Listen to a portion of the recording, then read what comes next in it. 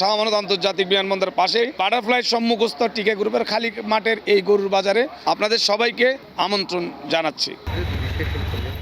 আর কয়দিন পর সারা দেশ থেকে চট্টগ্রামে আসবে কোরবানির পশু। হাটগুলোতে বাড়বে ক্রেতাদের আনাগোনা, কারণ কয়দিন বাদেই দরজায় কড়া নাড়ছে ঈদুল আজহা। খামারি থেকে শুরু করে পশু বিক্রেতা এ সময় অপেক্ষায় থাকে, তাই তো জোরে সোরে চলছে প্রস্তুতি। প্রাথমিক ধারণা অনুযায়ী 5 জুন থেকে হাটের প্রস্তুতি ও 8 জুন থেকে শুরু হবে হাটের কার্যক্রম। এরই মধ্যে হাট প্রস্তুতিতে কাজ শুরু করেছে ইজারাদাররা।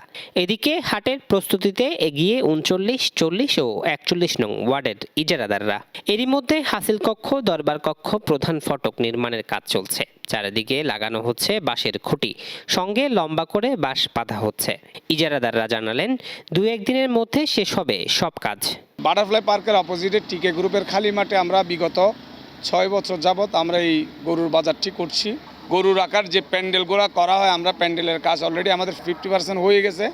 পানি নিষ্কাশনের ব্যবস্থা, ড্রেনেজ ব্যবস্থা, আমাদের নিরাপত্তা ব্যবস্থা, সিসিটিভি, ব্যাংকিং ব্যবস্থা, কর্ণফুলীর মোহনার তীরে শাহ আমানত আন্তর্জাতিক বিমানবন্দরের পাশেই বাটারফ্লাই সম্মুখস্থ টিকে গ্রুপের খালি মাঠের এই গরুর বাজারে আপনারা সবাই আসবেন, আপনাদের সবাইকে আমন্ত্রণ জানাচ্ছি।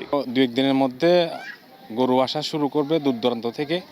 আর ওদের জন্য আমরা যথেষ্ট এখানে ফ্যাসিলিটি রাখছি। আমরা থাকা, খাওয়া, পানির, কারেন্টের ব্যবস্থা, জেনারেটরের ব্যবস্থা এবং ওদের সার্বক্ষণিক নিরাপত্তারও ব্যবস্থা আছে। এবং আমাদের সাথে সাহায্য করছে আমাদের পুলিশ প্রশাসন। আর টাকা পয়সার লেনদেনের ক্ষেত্রে আমরা এখানে আমাদের বুথ থাকবে, বুথেও লেনদেন করতে পারবে এবং জাল টাকা শনাক্তর ব্যবস্থা থাকবে এখানে।